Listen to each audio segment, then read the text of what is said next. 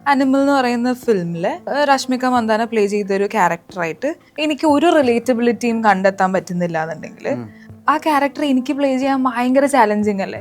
ചില ഡയലോഗ്സ് ഒക്കെ വായിച്ചു കഴിഞ്ഞ് കഴിഞ്ഞാല് നമ്മൾ പറയാറുണ്ട് സാർ ഇത് ഭയങ്കര ക്രിഞ്ചാണ്, ഇത് നമുക്ക് മാറ്റണം, അല്ലെങ്കിൽ ഇത് കുറച്ച് കലിപ്പന്റെ കാന്താരി മോഡുണ്ട്, അപ്പൊ അത് നമുക്ക് മാറ്റണം.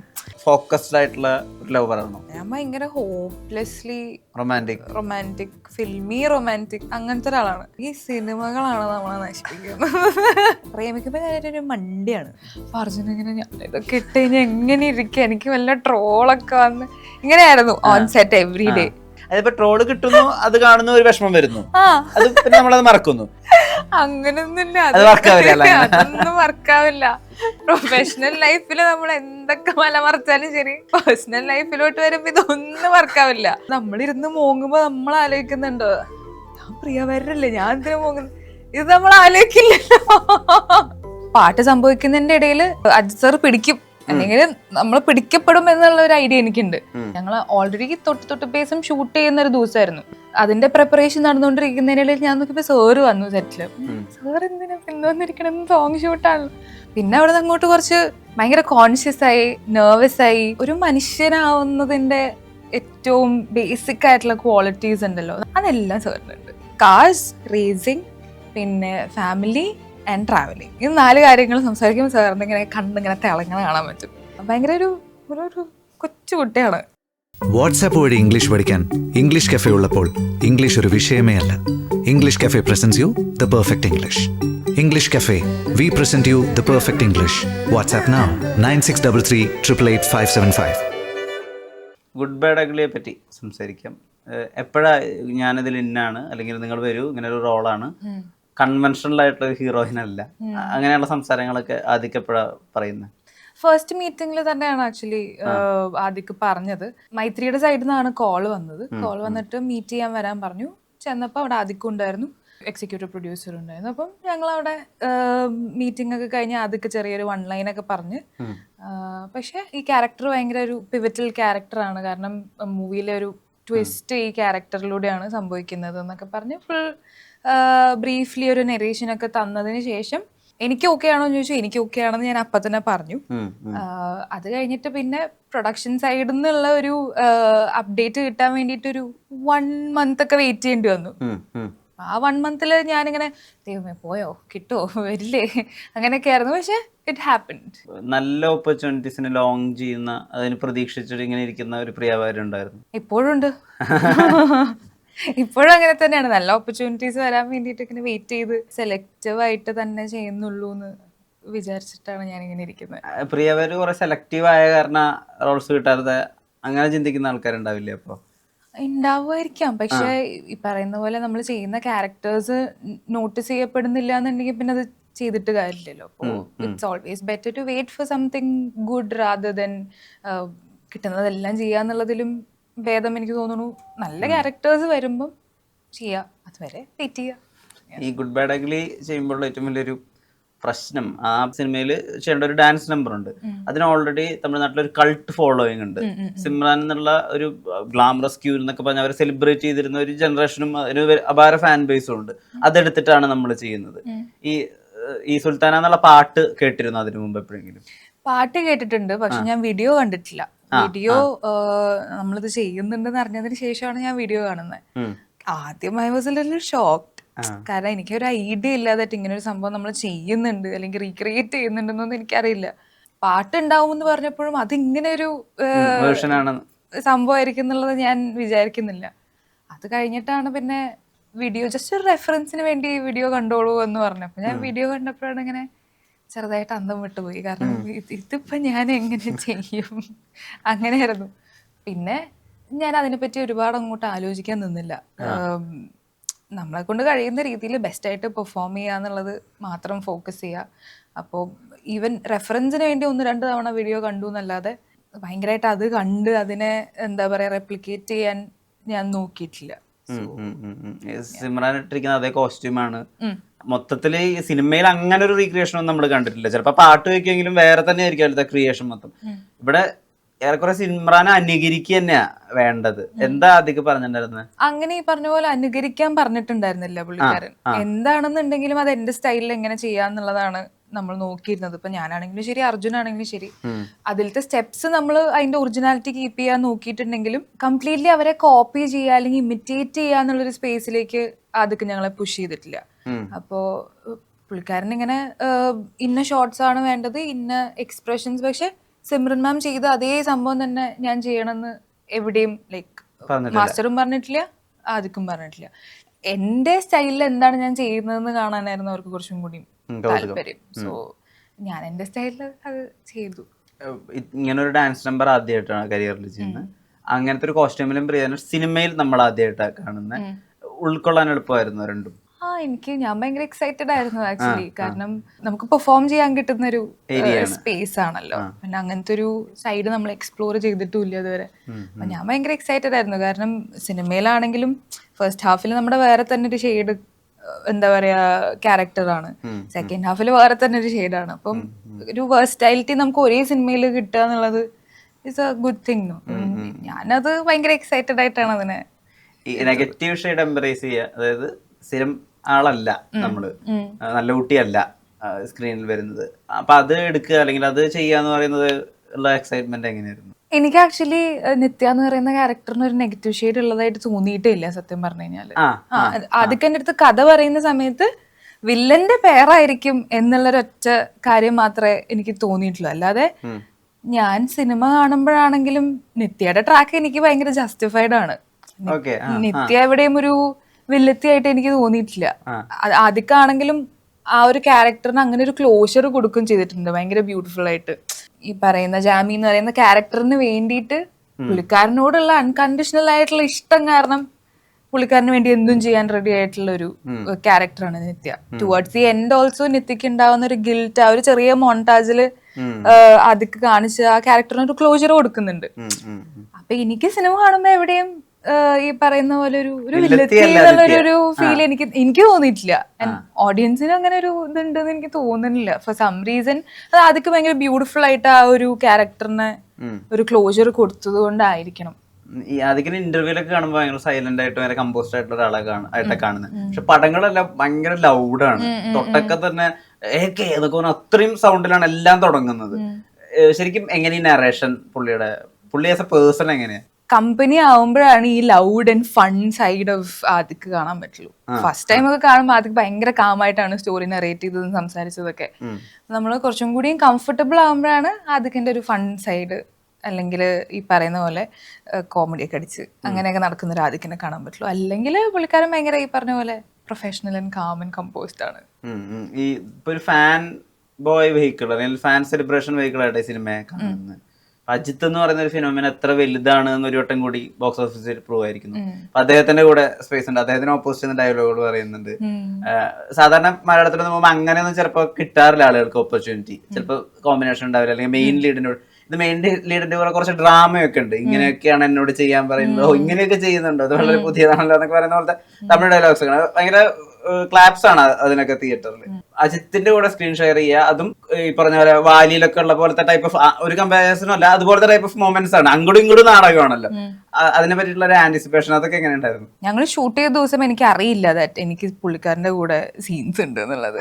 എനിക്ക് ഒരു പോയിന്റും അറിയില്ല അജിത് സാറിന്റെ കൂടെ എനിക്ക് കോമ്പിനേഷൻസ് ഉണ്ട് എന്നുള്ളത്. കാരണം ഇങ്ങനെ പാട്ട് സംഭവിക്കുന്നതിന്റെ ഇടയിൽ നമ്മളെ അജിത് സാർ പിടിക്കും അല്ലെങ്കിൽ നമ്മൾ പിടിക്കപ്പെടും എന്നുള്ള ഒരു ഐഡിയ എനിക്കുണ്ട്.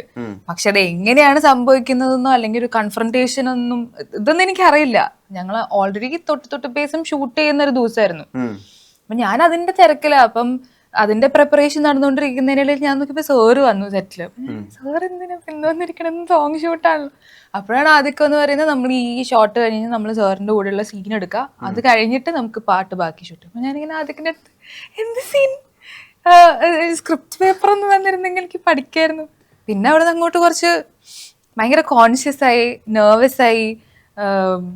ആദ്യമൊക്കെ പറഞ്ഞാൽ നമുക്ക് ഓൺ ദി സ്പോട്ട് നോക്കാം എന്താ പറയേണ്ടത് എന്നുള്ളത്. അപ്പോ ഞാനിങ്ങനെ ശരി.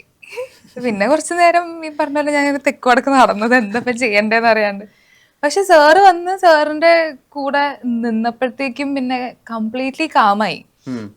അത്ര നേരം ഉണ്ടായിരുന്ന ടെൻഷനൊക്കെ പറന്നുപോയി, എവിടെയോ പോയി. ബിക്കോസ് പുള്ളിക്കാരൻ വരുന്നത് അങ്ങനത്തെ ഒരു എനർജിയിലാണ്, ഭയങ്കര കാം ആൻഡ് ഒരു രീതിയിലുള്ള സ്ട്രെസ്സോ പ്രഷറോ ആർക്കും ഇല്ല. അപ്പം പുള്ളിക്കാരനെ ഭയങ്കര കാമായിട്ടാണ് വരിക. അപ്പൊ നമ്മൾ ആ എനർജിയിൽ നമ്മൾ നിൽക്കുമ്പോൾ നമ്മളും അങ്ങനെ തന്നെ ഫീൽ ചെയ്യുള്ളൂ. പിന്നെ ഒരു 10 minutes ഞങ്ങളുടെ ഡിസ്കഷൻ ആയിരുന്നു, ആദിക്കും അജിത് സാറും ഞാനും കൂടെ എന്താണ് പറയേണ്ടത്, what should I say in return. അപ്പോൾ അതിന് ഇങ്ങനെ ഇംപ്രൊവൈസ് ചെയ്യാം, അങ്ങനെ ഇംപ്രൊവൈസ് ചെയ്യാം, അങ്ങനെ കുറച്ച് നേരം ഡിസ്കസ് ചെയ്തിട്ട് അത് ഷൂട്ട് ചെയ്തു. ഇപ്പൊ അജിത്താണ് ആദിക്കിന്റെ ലൈഫ് ചേഞ്ച് ചെയ്ത ഒരാളെന്നാണ് ആദിക്ക് എല്ലാ സ്ഥലത്തും പറയുന്നത്. അദ്ദേഹമായിട്ട് സംസാരിച്ചൊരു നേർക്കൊണ്ട പറവയിൽ സംസാരിച്ച കുറച്ച് നേരം കൊണ്ടാണ് ഇങ്ങനെ ഒരു പെർസ്പെക്റ്റീവ് ഉണ്ട്, അങ്ങനെയാണ് മാർക്ക് ആന്റണി സംഭവിച്ചത്, ഈ സിനിമ സംഭവിച്ചതെന്ന് പറയാം. അപ്പം അദ്ദേഹമായിട്ട് സംസാരിക്കാൻ സമയം ഉണ്ടായിരുന്നു വിചാരിക്കുന്നു, ഒരു 5 minute എങ്കിലും ഉണ്ടായിരുന്നു വിചാരിക്കുന്നു. എന്താ ആളെങ്ങനെ ഭയങ്കര ലൈഫ് ചേഞ്ചിങ് പേഴ്സൺ ആയിട്ട് ഇപ്പൊ നമ്മുടെ എസ് ജെ സൂര്യ ഉൾപ്പെടെ പറയുന്നത് എന്റെ ലൈഫ് ചേഞ്ച് ചെയ്തു അദ്ദേഹമായിട്ടുള്ള സംസാരം, എന്തായിരിക്കും അദ്ദേഹത്തിന് ആ ഒരു ക്വാളിറ്റി എന്ന് പ്രിയ മനസ്സിലാക്കിയിട്ടുള്ളത്? ഭയങ്കര സൂപ്പർ ഹ്യൂമൻ ക്വാളിറ്റീസ് ഉള്ളൊരു, സൂപ്പർ ഹ്യൂമൻ എന്ന് പറഞ്ഞാൽ അങ്ങനത്തെ അതല്ല ഉദ്ദേശിക്കുന്നത്, പക്ഷെ ഒരു മനുഷ്യനാവുന്നതിന്റെ ഏറ്റവും ബേസിക് ആയിട്ടുള്ള ക്വാളിറ്റീസ് ഉണ്ടല്ലോ, നല്ലൊരു മനുഷ്യനാവുന്നതിന്റെ ക്വാളിറ്റീസ്, അതെല്ലാം സാറിനുണ്ട്. ലൈക്ക് ഒരു സൂപ്പർ സ്റ്റാർ അല്ലെങ്കിൽ ഒരു ഭയങ്കര അടിപൊളി പെർഫോമർ, ആക്ടർ, അതൊക്കെ മാറ്റി വെച്ച് കഴിഞ്ഞ് കഴിഞ്ഞാല് ഭയങ്കര ഹംബിൾ ആൻഡ് ഗ്രൗണ്ടഡ് ആയിട്ടുള്ളൊരു ഒരു മനുഷ്യനാണ് അജിത് സാർ. ആൻഡ് അത് തന്നെയാണെന്ന് തോന്നുന്നു എനിക്ക്. I feel like people around him are easily attracted to him because of that energy. പുള്ളിക്കാരൻ ഒരു റൂമിലേക്ക് നടന്നു വരുമ്പോൾ നമുക്കിങ്ങനെ, ഞാൻ പറയുന്നത്, ഞാനിപ്പം വേറെയും ആൾക്കാരുടെ കൂടെ അഭിനയിച്ചിട്ടുണ്ട് തെലുങ്കിലും തമിഴിലൊക്കെ. അവർ വരുമ്പോൾ ഒരു ഓറ ഒബ്വിയസ്ലി ഉണ്ട്, ബട്ട് ആ ഒരു ഓറ ഇസ് യുനോ ഒരു സ്റ്റാർ വരുന്നതിന്റെ ഒരു ഓറ നമുക്ക് അറിയാൻ പറ്റും. പെട്ടെന്ന് സെറ്റ് ഭയങ്കര സൈലന്റ് ആയി പോകും, അങ്ങനത്തെ ഒരു അതും ഞാൻ എക്സ്പീരിയൻസ് ചെയ്തിട്ടുണ്ട്. ബട്ട് സാറ് വരുമ്പോ സെറ്റില് ഈ പറയുന്ന പോലെ യാതൊരു വ്യത്യാസവും അനക്കം ഉണ്ടാവില്ല. സാറ് വരുന്നുണ്ട് അപ്പൊ നമ്മളെല്ലാരും ഇങ്ങനെ അനങ്ങാതെ നിൽക്കണം, അല്ലെങ്കിൽ എല്ലാവരും എഴുന്നേക്കണം, എന്തൊരു everybody will be doing there work. And sir പോയിട്ട് എല്ലാവരെയും ഗ്രീറ്റ് ചെയ്ത് സംസാരിച്ച് എല്ലാരെയും ഗ്രീറ്റ് ചെയ്യുന്ന, അഥവാ ആരെങ്കിലും എഴുന്നേക്കുകയാണെന്നുണ്ടെങ്കിൽ അവിടെ ഇരിക്കാൻ പറഞ്ഞ് അത്രയും. അപ്പൊ സാറ് ക്യാരി ചെയ്യുന്ന ഓറ എന്ന് പറഞ്ഞാൽ എനിക്ക് ഇപ്പോഴും തോന്നിയിട്ടില്ല, അതിന്റെ സൂപ്പർ ഹ്യൂമൻ ഓറയാണ് പുള്ളിക്കാരൻ ക്യാരി ചെയ്യുന്നത്. ഒരു സ്റ്റാർ എന്നുള്ളൊരു ഓറേന്റെ അപ്പുറത്തേക്ക് നമുക്ക് ഭയങ്കര ഒരു പോസിറ്റീവ് എനർജി ഉള്ളൊരു ആള് നടന്നു വരുമ്പോൾ, ഭയങ്കര ഗ്രൗണ്ടഡ് ആയിട്ടുള്ള ഒരാൾ നടന്നു വരുമ്പോഴൊരു നമുക്ക് തന്നെ ഒരു പോസിറ്റിവിറ്റി ഫീൽ ചെയ്യില്ല. That is A kind of aura that he carries ആണ് എനിക്ക് തോന്നിയിട്ടുള്ളത്. സോ അത് എനിക്ക് ഭയങ്കര സ്പെഷ്യൽ ആൻഡ് ഭയങ്കര റെയർ ആയിട്ട് തോന്നിയ ഒരു കാര്യമാണ്. ഈ നേരിട്ട് വന്നിട്ട് എപ്പോഴും ഏതാണോ സമയം, ഇപ്പൊ ഗുഡ് മോർണിംഗ് ആണെങ്കിൽ ഗുഡ് മോർണിംഗ് പറയും. യെസ്, എല്ലാരെയും ഗ്രീറ്റ് ചെയ്യും, ഒരാളെ വിടാതെ എല്ലാരെയും ഗ്രീറ്റ് ചെയ്യും. എല്ലാരെയും ഗ്രീറ്റ് ചെയ്യുന്ന മാത്രമല്ല, കാര്യമായിട്ട് നിങ്ങളോട് സംസാരിക്കുകയും ചെയ്യും. പുള്ളിക്കാരൻ തന്നെ ഇൻട്രസ്റ്റ് എടുത്ത് നമ്മളോട് സംസാരിക്കും. ഇപ്പൊ നമുക്കൊരു റിസർവേഷൻ ഉണ്ടാവുമല്ലോ, അയ്യോ അജിത് സാർ ആണ്, നമ്മൾ എന്താ സംസാരിക്കുക അല്ലെങ്കിൽ എന്താ ചോദിക്കുക, അങ്ങനെ ഒരു റിസർവേഷൻ നമുക്ക് ഉണ്ടാവുമല്ലോ.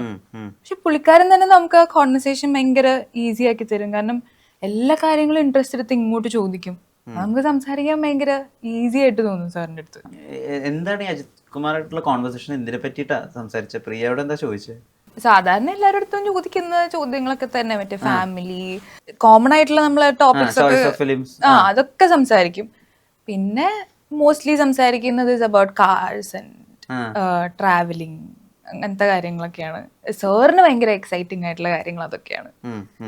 ബേസിക്കലി ഞാൻ നോട്ടീസ് ചെയ്തത്, എന്റെ കോൺവെർസേഷൻസ് വിത്ത് സാർ ഞാൻ ഏറ്റവും കൂടുതൽ നോട്ടീസ് ചെയ്തത്, സാർ ഏറ്റവും എക്സൈറ്റഡ് ആവുന്നത് when he talks about cars, racing, പിന്നെ ഫാമിലി ആൻഡ് ട്രാവലിംഗ്. ഈ 4 കാര്യങ്ങൾ സംസാരിക്കുമ്പോൾ സാറിന് ഇങ്ങനെ കണ്ടിങ്ങനെ തിളങ്ങനെ കാണാൻ പറ്റും.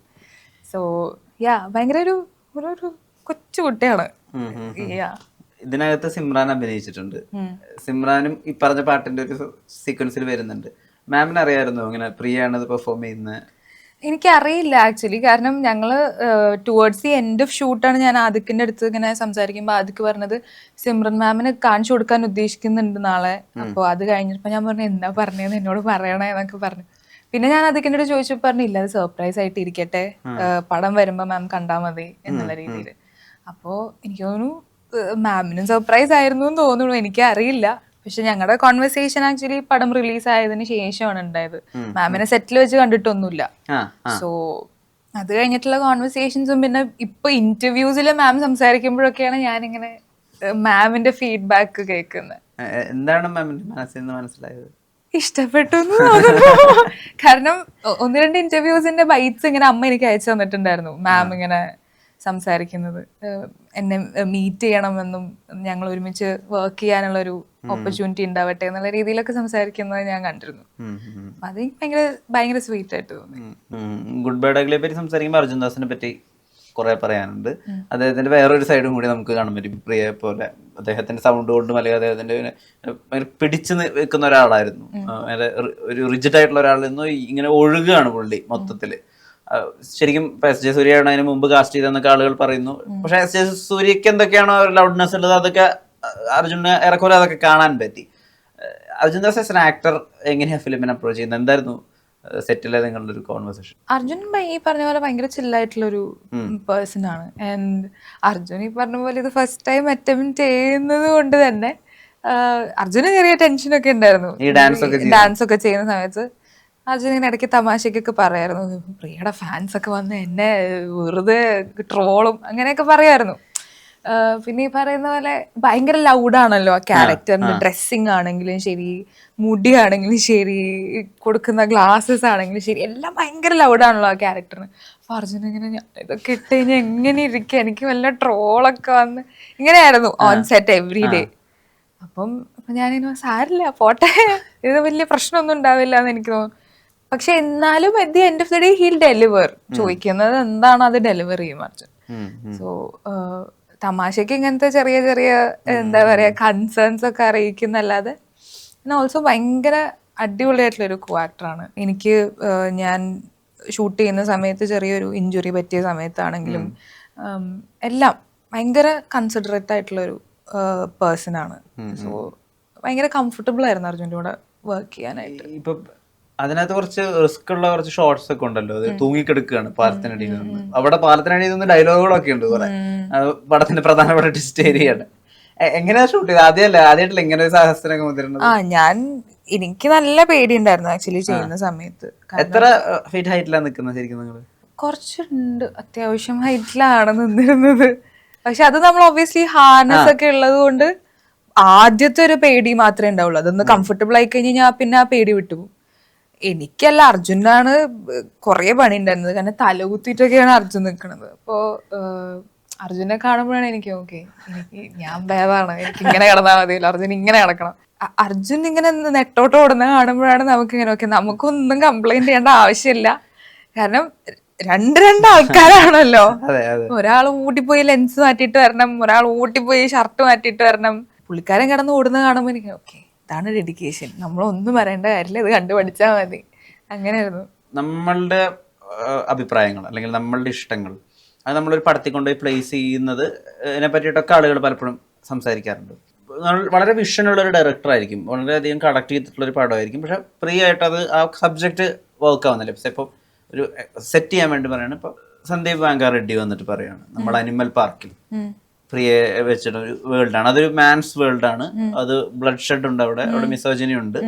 അപ്പം അതിന് ഒരു ആക്ടർ എന്നുള്ള രീതിയിൽ എങ്ങനെയാ പ്രിയ റെസൊണേറ്റ് ചെയ്യുക? ഒരു ഓഡിയൻസ് എന്നുള്ള രീതിയിൽ പ്രിയ എങ്ങനെ resonate? As an actor as an audience അത് റെസൊണേറ്റ് ചെയ്യുന്നത് ഭയങ്കര ഡിഫറൻസ് ഉണ്ടെന്ന് തോന്നുന്നു എനിക്ക്. കാരണം ആസ് എൻ ആക്ടർ ഞാൻ പേഴ്സണലി ഫോളോ ചെയ്യാത്ത അല്ലെങ്കിൽ ഞാൻ പേഴ്സണലി റിലേറ്റബിൾ ആണെന്ന് കരുതാത്ത ഐഡിയോളജീസ് ഉള്ളൊരു ക്യാരക്ടർ എനിക്ക് പ്ലേ ചെയ്യാൻ കിട്ടുകയാണെന്നുണ്ടെങ്കിൽ അതിലും വലിയ ചാലഞ്ച് വേറെ ഒന്നുമില്ല. സോ ആസ് എൻ ആക്ടർ അത് ഭയങ്കര അടിപൊളി ഒരു സ്പേസ് അല്ലേ. ഫോർ എക്സാമ്പിൾ ഇപ്പം അനിമൽ എന്ന് പറയുന്ന ഫിലിമില് രശ്മിക മന്ദാന പ്ലേ ചെയ്തൊരു ക്യാരക്ടറായിട്ട് എനിക്ക് ഒരു റിലേറ്റബിലിറ്റിയും കണ്ടെത്താൻ പറ്റുന്നില്ല എന്നുണ്ടെങ്കിൽ ആ ക്യാരക്ടർ എനിക്ക് പ്ലേ ചെയ്യാൻ ഭയങ്കര ചാലഞ്ചിങ് അല്ലേ. സോ ന്യൂ ഹൊറൈസൺസ് ആണ് നമുക്കത് എക്സ്പ്ലോർ ചെയ്യുക. കാരണം നമ്മൾ ലൈഫിൽ അങ്ങനെ ഒരാളല്ല. അപ്പൊ ആസ് എ ക്യാരക്ടർ അത് എക്സ്പ്ലോർ ചെയ്യുമ്പോൾ ഭയങ്കര ഫൺ ആയിട്ടുള്ള ഒരു കാര്യമായിരിക്കും എന്നാണ് എനിക്ക് തോന്നുന്നത്. അറ്റ് ദ സെയിം ടൈം ഭയങ്കര ചാലഞ്ചിങ് ആയിട്ടുള്ള ഒരു കാര്യമായിരിക്കും. But audience point of view എന്ന് നോക്കുമ്പോൾ ഡെഫിനറ്റ്ലി സിനിമ ഏറ്റവും ഇൻഫ്ലുവൻഷ്യൽ ആയിട്ടുള്ളൊരു മീഡിയമാണ്. സോ നമ്മൾ എന്താണ് എന്താ പറയാ, what is the subject of your film, അല്ലെങ്കിൽ what is the story that you want to put across എന്നുള്ളത് എല്ലാം നമ്മൾ ചിന്തിക്കണമല്ലോ. അപ്പോൾ രണ്ടും ഭയങ്കര ഡിഫറെൻ്റ് ആയിട്ടുള്ള പെർസ്പെക്റ്റീവ് ആണെന്നാണ് എനിക്ക് തോന്നുന്നത്. എനിക്ക് ഒരിക്കലും ഇപ്പോൾ ഒരു ആനിമൽ പോലത്തെ ഒരു ഫിലിമിനെ as an actor and as an audience രണ്ടും രണ്ട് രീതിയിൽ അങ്ങനെ വിലയിരുത്താൻ പറ്റില്ല. അന്ന് നമ്മള് 4 ഇയേഴ്സിന്റെ സമയത്തൊക്കെ പൊളിറ്റിക്കൽ കറക്റ്റ്നെസിനെ പറ്റിയൊക്കെ സംസാരിച്ചിരുന്നു. ഇപ്പൊ ഒരു പോയിന്റ് അത് വളരെ എഫക്റ്റീവായിട്ട് കുറെ സ്ഥലത്ത് നടക്കുന്നുണ്ടെങ്കിലും അതിനപ്പുറത്തേക്കുള്ള സിനിമകൾ ഉണ്ടാക്കപ്പെടുന്നുണ്ട്, അത് വലിയ വിജയവും ആവുന്നുണ്ട്. ജോലിയായിട്ട് സിനിമയെ കണ്ടിട്ട് അവിടെ നിർത്തിയിരിക്കുകയാണോ, അതോ അതിൽ ഇപ്പൊ നമുക്ക് പറയാൻ പറ്റുന്ന ഒരു സ്പേസിലാണെങ്കിൽ അവിടെ ഈ കോൺവെർസേഷൻ പൊളിറ്റിക്കലി ഇൻകറക്റ്റ് ആണ് അങ്ങനെ പറയുന്ന ഒരു പ്രിയ കാണാനാവോ? ഇതുവരെയും അങ്ങനെ ഒരു സ്പേസ് കിട്ടിയിട്ടുള്ളത് 4 ഇയേഴ്സിലാണ്.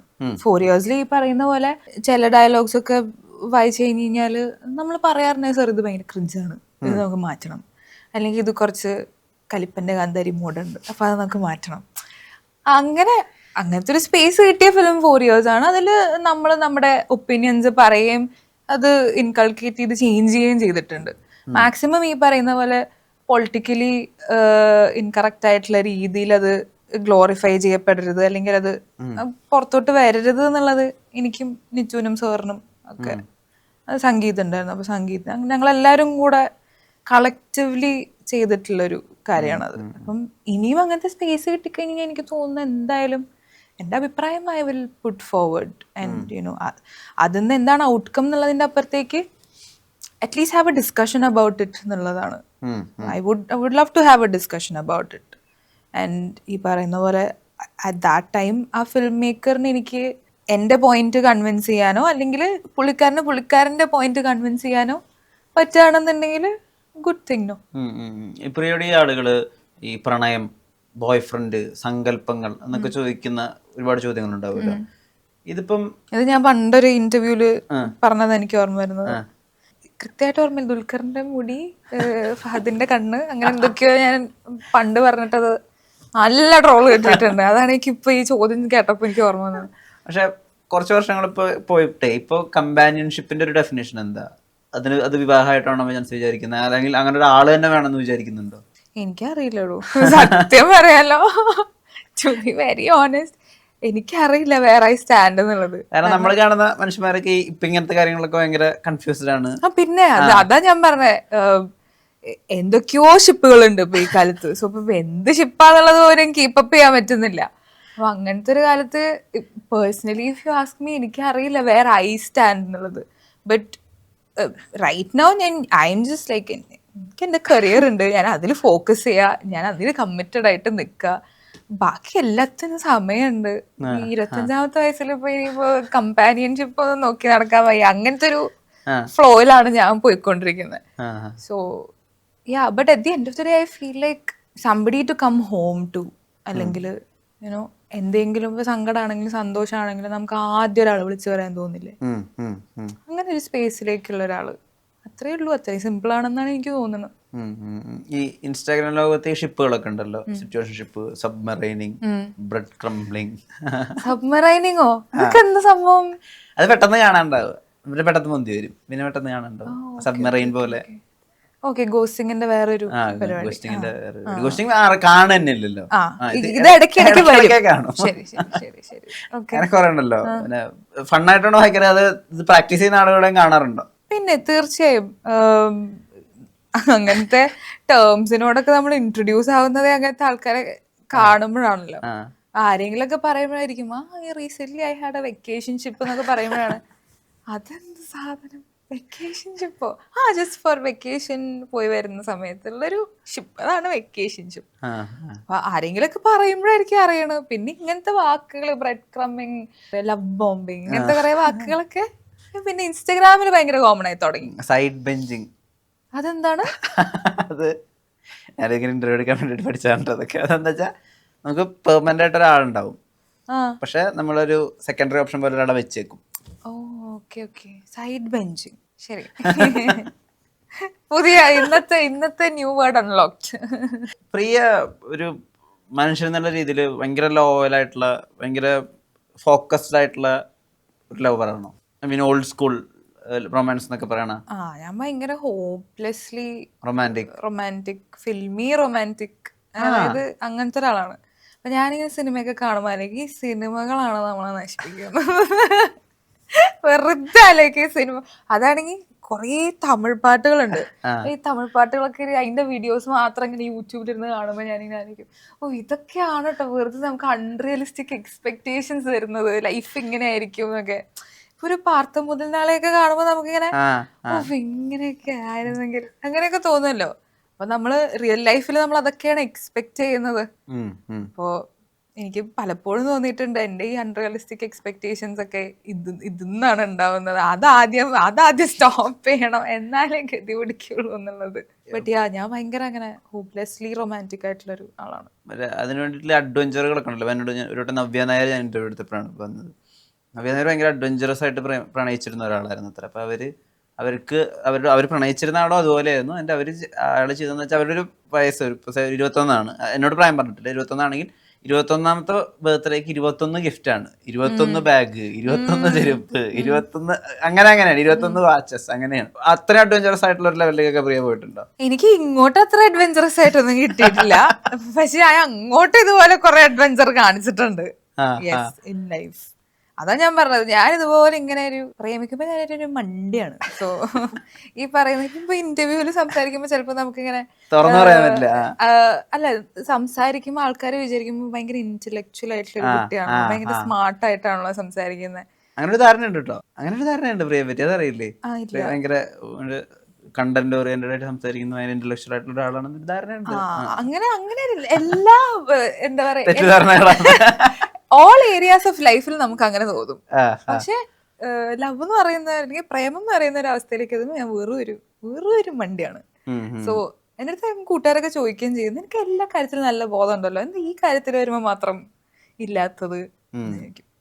ഞാൻ അങ്ങനെയാണ്. അപ്പൊ അതുകൊണ്ട് തന്നെ ഞാൻ അങ്ങനെ കുറെ അഡ്വഞ്ചർ അങ്ങോട്ട് ഗിവിങ് അഡ്വഞ്ചറിൽ. ഈ ചോയ്സ് ഓഫ് ബുക്സിലും റൊമാൻസ് ഒക്കെ ഉണ്ടായിരുന്നോ? അതേ ഉണ്ടായിരുന്നുള്ളൂ ഒരു കാലത്ത്. ചേതൻ ഭഗത് ലൈനാണോ അതോ ചേതൻ ഭഗത്, പ്രീതി ഷെനോയ്, ദർജോയ് ദത്ത, രവീന്ദർ സിംഗ്, ഇവരൊക്കെ ആയിരുന്നു കംപ്ലീറ്റ് സ്കൂൾ ടൈമില് വായിക്കുന്ന ബുക്സ് എന്ന് പറഞ്ഞാൽ ഇവരുടെയൊക്കെ ബുക്സ് മാത്രമാണ്. വേറെ ഒന്നും വായിച്ചിരുന്നില്ല. അതൊക്കെ വായിച്ചതിന് ഒക്കെ പകരമായിട്ട് ഞാൻ ഇപ്പൊ വായിക്കുന്നത് മൊത്തം സെൽഫ് ഹെൽപ്പ് ബുക്സ് ആണ്. കാരണം ഇപ്പം എന്താ പറയാ, സെൽഫ് ഹെൽപ്പ് എന്ന് പറഞ്ഞിട്ടൊരു കാറ്റഗറി ഉണ്ടല്ലോ. ഈ റൊമാൻസ് ഒക്കെ വായിച്ച് അവസാനം ചെവിയിലൊരു ചെമ്പരത്തി വെക്കേണ്ട അവസ്ഥയാകുമ്പോ നമ്മള് നൈസിൽ സെൽഫ് ഹെൽപ്പിലോട്ട് തിരിയുമല്ലോ. ഇപ്പൊ വായിക്കുന്നത് ഫുൾ സെൽഫ് ഹെൽപ്പാണ്. അതായത് ദ മൗണ്ടൻ ഇസ് യു അങ്ങനത്തെ ബുക്സ് ഒക്കെ വായിക്കും, അറ്റോമിക് ഹാബിറ്റ്സ് ഇങ്ങനത്തെ ബുക്സ് ഒക്കെ വായിച്ചിട്ട് എന്നെ തന്നെ നന്നാക്കാൻ ഇങ്ങനെ നോക്കിക്കൊണ്ടിരിക്കുകയാണ്. ഹാബിറ്റ് സ്റ്റാക്കിംഗ് എന്ന് പറഞ്ഞിട്ടൊരു പരിപാടി അതിൽ പറയുന്നത്, അതെനിക്ക് ഭയങ്കരമായിട്ട് ഇഷ്ടപ്പെട്ടു. അത് വർക്ക് ആവുന്നുണ്ട്. ഒന്നുമില്ല, ഇപ്പൊ നമുക്ക് എന്തെങ്കിലും ഒരു കാര്യം ബേസിക് ആയിട്ടുള്ള കാര്യങ്ങളാണെങ്കിൽ നമുക്ക് ചെയ്യാൻ മടി തോന്നുന്ന ഒരു കാര്യത്തിന് പല സ്റ്റേജസ് നമ്മളത് സ്റ്റാക്ക് ചെയ്ത് കൊണ്ടുവന്നു കഴിഞ്ഞാൽ, അതായത് ഈ കാര്യം ചെയ്ത് കഴിഞ്ഞാൽ നമ്മൾ ആ കാര്യം ചെയ്യും എന്നുള്ളത് അങ്ങനെ സ്റ്റാക്ക് ചെയ്ത് കൊണ്ടുവന്നു കഴിഞ്ഞാൽ അത് ചെയ്യാൻ എളുപ്പമാവും എന്നുള്ളത്. സോ അങ്ങനത്തെ കുറച്ച് മൈന്യൂട്ട് ആയിട്ടുള്ള കാര്യങ്ങൾ. ഇപ്പം ഹാബിറ്റ്സ് എന്ന് പറയുകയാണെങ്കിൽ ഇപ്പൊ നമ്മൾ ഇന്ന ടൈം ഓഫ് ദ ഡേയിൽ നമ്മൾ ഇന്ന കാര്യം ചെയ്യും എന്നുള്ളത് നമ്മൾ അങ്ങനെയെങ്കിലും നമ്മൾ സ്കെഡ്യൂൾ ചെയ്ത് വെച്ച് കഴിഞ്ഞാൽ അത് ചെയ്യും എന്നുള്ളതാണ്. അതല്ലാതെ നമ്മളിപ്പോ ഒരു ദിവസത്തിൽ ഞാൻ ഇന്ന് എനിക്ക് ബുക്ക് വായിക്കണം എന്നുള്ളത് ഞാൻ ആലോചിച്ചുകൊണ്ട് മാത്രം കാര്യമില്ല. അപ്പൊ ഞാൻ ആലോചിക്കണം ഇന്ന് രാത്രി 9 മണിയാകുമ്പോൾ ഞാൻ ബുക്ക് വായിക്കണം. അത് ആലോചിക്കുമ്പോൾ ചിലപ്പോൾ അത് നടക്കും. There's more probability of it happening because you've scheduled it.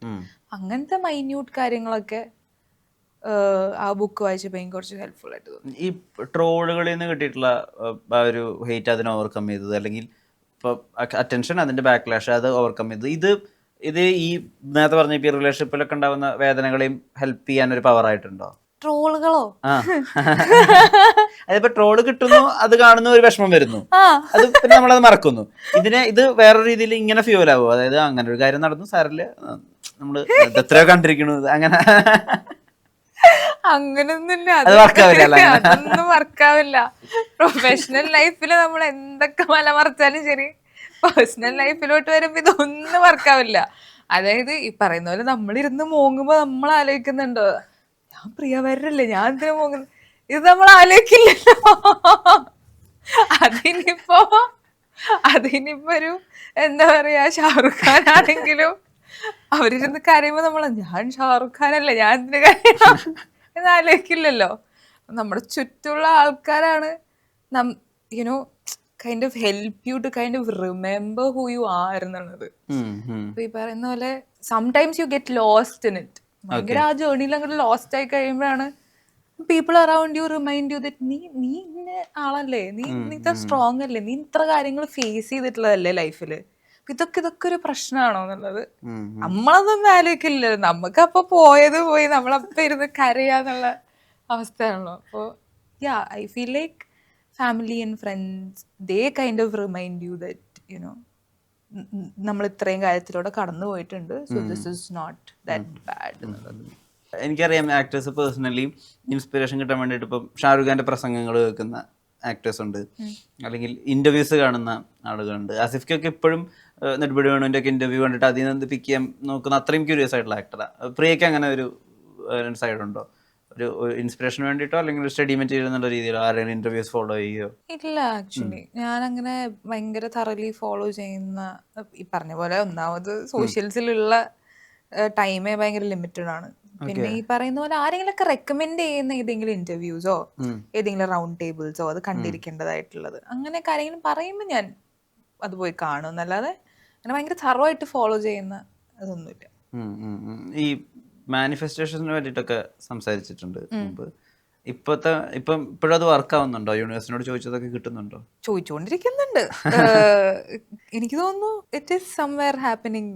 എനിക്കങ്ങനെ എന്താ പറയാ, ഞാൻ കുറച്ച് സ്പിരിച്വൽ ആയിട്ടുള്ള ഒരാളാണ്. അപ്പോൾ മാനിഫെസ്റ്റേഷൻ ആൻഡ് എനർജീസ് ആൻഡ് കാര്യങ്ങളിലൊക്കെ ഞാൻ ബിലീവ് ചെയ്യുന്നുണ്ട്. അപ്പോൾ അങ്ങനെയൊക്കെ സംഭവിക്കുന്നുണ്ടെന്നാണ് എൻ്റെ ഒരു വിശ്വാസം. തമിഴിൽ നിന്ന് ഓഫറുകൾ വരുന്നിട്ടുണ്ട്, തെലുങ്കും വന്നിട്ടുണ്ട്. ഹിന്ദിയിൽ എന്താ പ്രതീക്ഷകൾ? ഹിന്ദിയിൽ ഈ പറഞ്ഞ പോലെ ഞാൻ ഭയങ്കര ഓഫൻ ഓഡിഷൻസ് കൊടുക്കുന്ന ഒരാളാണ്. അപ്പം എന്തെങ്കിലും ഒന്ന് എവിടെയെങ്കിലും ക്ലിക്ക് ആവുക എന്നുള്ളതാണ്, അത്രയേ ഉള്ളൂ. So being A part of good projects, അതിപ്പം കമേഴ്ഷ്യലാണെങ്കിൽ അങ്ങനെ, കോണ്ടന്റ് ഓറിയന്റഡ് ആണെങ്കിൽ അങ്ങനെ ഞാനൊരു സ്പെസിഫിക് പ്ലാൻ ഒന്നും വെച്ചിട്ടില്ല. ഇന്നതേ ചെയ്യാൻ പാടുള്ളൂ അല്ലെങ്കിൽ കമ്മിങ് ഇയേഴ്സിൽ ഇന്നതേ ചെയ്യാൻ പാടുള്ളൂ, അങ്ങനെയൊന്നുമില്ല.